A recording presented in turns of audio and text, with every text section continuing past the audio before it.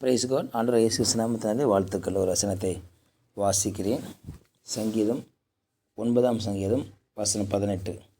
எளியவன் என்றைக்கும் மறக்கப்படுவதில்லை. The needy will not always be forgotten என்ற வார்த்தை நாம் இங்கே பார்க்கிறோம். தேவையுள்ள மனிதர்கள். எளியவன் என்பவன் தேவையோடு வாழ்கிறவன். எளியவன் என்பவன் தேவைகளை பூர்த்தி செய்ய முடியாதவன் அல்லது பூர்த்தி செய்ய வாய்ப்பில்லாதவன். இந்த பூமியில் வாழ்கிற மக்களை 3 வகையாக பிரிக்கலாம். ஒன்று, தேவைகளோடு வாழ்கிற மக்கள், வறுமை கோட்டுக்கு கீழே இருக்கிறவர்கள். இன்னொரு மக்கள் சாதாரண அல்லது பொதுவான சராசரி மக்கள். மூன்றாவதாக ஹை குவாலிட்டி, கோடீஸ்வரர்கள், லட்சாதிபதிகள். இப்படியாக நான் பார்க்க முடியும்.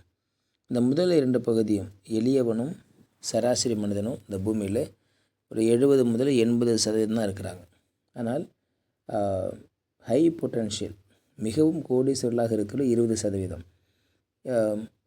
சொத்துக்களும் ப்ராப்பர்ட்டி அவங்ககிட்ட இருக்கிறத பார்த்தோன்னு சொன்னால் மிகவும் அதிகமாக அவங்ககிட்ட தான் இருக்கும்.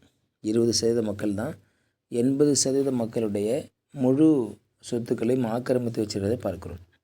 5,000 கோடி, 10,000 கோடி, 20,000 கோடி என்று சொல்லி பணங்களை மிக அதிகமாக அவர்கள் தங்களுக்குள்ளே வைத்திருக்கிறதை நாம் பார்க்க முடியும். ஆனால் இங்கே கர்த்தருடைய வார்த்தை சொல்லுகிறது, எளியவன் என்ற ஒரு வார்த்தை பயன்படுத்தப்படுகிறது. எளியவன் என்ற ஆங்கிலத்தில் த நீடி பீப்புள், தேவைகளோடு வாழ்கிற மக்கள். தேவனாகிய கர்த்தர் இந்த பூமியில் வாழ்ந்த பொழுது ஆண்டவராகிய இயேசு என்றைக்குமே எளியவன் பக்கம்தான் இருந்தார். எளியவன் பக்கத்தில் தான் அவர் இருந்தார். எளியவனோடு கூட தான் அவர் வாழ்ந்தார். எளியவனோடு கூட தான் அவருக்கு உதவிகளை செய்தார். குஷ்டரோகிகள் சமுதாயத்தில் எளியவர்களாக இருந்தார்கள், அவளோடு கூட தான் போனார். பாவிகளோடு போய் போஜனம் பண்ணினார். பாவிகளுக்கு சிநேகிதனாக அவர் இருந்தார். ஏழை எளிய மக்களுக்கு உதவி செய்தார். தேவைகளோடு வாழ்ந்த மக்களுக்கு தேவைகளை சந்தித்தார். தேவைகளோடு கூட இருந்த மக்களுடைய தேவைகளை பூர்த்தி செய்து மாத்திரமல்லாமல் தேடி வந்த ஒவ்வொருவரையும் கர்த்தர் ஆசீர்வதித்தார்னு சொல்லி பார்க்கும். ஆண்டவர் இயேசு எங்கெல்லாம் போனாரோ அங்கெல்லாம் நன்மை செய்தவராயும் பிசாசின் பிடியில் அகப்பற்றவர்களை அவர் விடுதலையாக்குவராகவும் சுற்றித் திரிந்தார் என்று கர்த்தருடைய வேதத்தில் வாசிக்கிறோம். ஆகவே அப்படியாக ஆண்டவர் இயேசு சுற்றித் திரிகிற பொழுது அநேக நன்மைகளையும் அநேக உதவிகளையும் அநேக காரியங்களை செய்து அநேக மக்களை மகிழ பண்ணினார் பார்க்கும். ஆண்டவர் இயேசு துக்கமாக இருந்தார். காரணம், தலை சாய்க்க இடமில்லை. ஆண்டவர் இயேசு கிறிஸ்துக்கு ஒரு வீடு இல்லை. ஆண்டவர் இயேசு கிறிஸ்துக்கு நல்ல உணவு கிடையாது. ஆண்டவர் இயேசு கிறிஸ்து பூமியில் ஆழ்ந்த பொழுது தனக்கென ஒரு இடத்தை அவரால் வைத்துக்கொள்ள முடியவில்லை. ஆனாலும் அவர் எப்பொழுதுமே எளிய மக்களை குறித்து யோசித்து கொண்டிருந்தார். பாவிகளை குறித்து யோசித்து கொண்டே இருந்தார். என்ன உதவி செய்யலாம் என்று சொல்லி அவர் யோசித்து கொண்டே இருக்கிறத பார்க்குறோம். ஆகவே அதோடைய குணாதிசயத்தில் ஒன்றாக மாறிவிட்டது. இன்றைக்கி தேசத்தில் அநேகர் பிச்சை எடுக்கிறாங்க. அநேக தாய் தகப்பன் பிள்ளைகளை பிச்சை எடுக்க வைத்து அநேகர் சம்பாதிக்கிறார்கள். அது அதை விட கொடுமையாக இருக்கும். அநேக பிள்ளைகளை தமிழ்நாடு, கேரளா, ஆந்திராவிலேருந்து கடத்தி கொண்டு போய் பாம்பே பட்டணத்தில் வைத்து ஆங்காங்கே பிச்சை எடுக்கும்படியாக வைக்கிறார்கள்.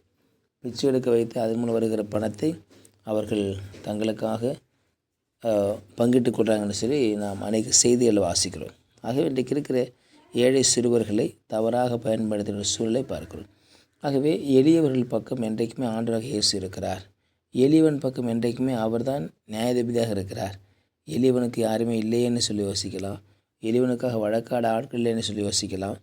எளியவனுக்காக பரிந்து பேச ஆள் இல்லைன்னு சொல்லி யோசிக்கலாம். எளியவனுக்கு உதவி செய்ய ஆள் இல்லையே சொல்லி யோசிக்கலாம். ஆனால் வேதம் சொல்கிறது, எளியவன் பக்கம் தேவன் இருக்கிறார். எளியவன் பக்கம் ஆண்டவர் இயேசு இருக்கிறார். ஆகவே தான் அவரால் மறக்கப்படுவதில்லை. ஆண்டவராக இயேசு எளியவர்களோடு கூட இருந்தார். எளியவர்களோடு கூட வாழ்ந்தார். ஏழைகளோடு கூட இருந்தார். ஏழைகளுக்காக வாழ்ந்தார். ஏழைகளுக்கு நன்மை செய்தார். இன்றைக்கும் அநேக ஏழைகளும் அநேக திக்கற்றவர்களும் ஆண்டவர் இயேசு பக்கம் வருகிறதை பார்க்கிறோம். திருச்சபை பார்த்தோம் சொன்னால் சர்ச்சில் கோடீஸ்வரங்க யார் இருக்காங்க? யாருமே கிடையாது. லட்சாதிபதிகள் யாரும் கிடையாது. ஏழைகள், மிகவும் பிற்படுத்தப்பட்டவர்கள், சமுதாயத்தால் புறக்கணிக்கப்பட்டவர்கள், ஒடுக்கப்பட்டவர்கள், ஏதோ கொஞ்சம் பணம் உள்ளவங்க, இவங்க தான் ஆண்டுகிட்ட வரதை பார்க்கணும். மற்ற எல்லாருமே வர கடினமாக இருக்கிறாங்க. பணம் ஒரு பக்கம், அவர்களுக்கு அந்தஸ்து ஒரு பக்கம், ப்ரெஸ்டீஜ் ஒரு பக்கம், அதெல்லாம் விட்டு நாங்கள் இப்போ சபைக்கு போகணும். நல்ல ஹைஃபையாக வாழ்ந்து கொண்டிருக்கிறவர்கள் எப்படி ஒரு ஷெட்டில் வந்து உட்கார முடியும்? எப்படி வந்து ஒரு ஏசி இல்லாத இடத்துல, ஒரு ஃபேன் உள்ள இடத்துல எப்படி வந்து உட்கார முடியும்? அது மிகவும் அவர்களுக்கு ஒரு ப்ரெஸ்டீஜாக காணப்படும். ஆகவே தான் சபைகளை பார்க்கும் பொழுது ஏழைகளும் எளியவர்களும் திக்கற்றவர்களும் தாய் தகப்பனற்றவர்களும் விதவைகளும் அனாதைகளும் அதிகமாக இருக்கிறது பார்ப்போம். காரணம் ஆண்டவராகிய இயேசு அப்படிப்பட்டவர்களை அதிகமாக நேசிக்கிறார். இன்றைக்கும் ஆண்டவர் நம்மை நேசிக்கிறார். ஆண்டவர் பக்கமாக நாம் பார்க்கிற பொழுது நம்ம எளியவர்களாக காணப்படுவோம். எளியவர்களாக இருந்தாலும் எளியவர்கள் மேலே அவர் கண்ணோக்கமாக இருக்கிறார்.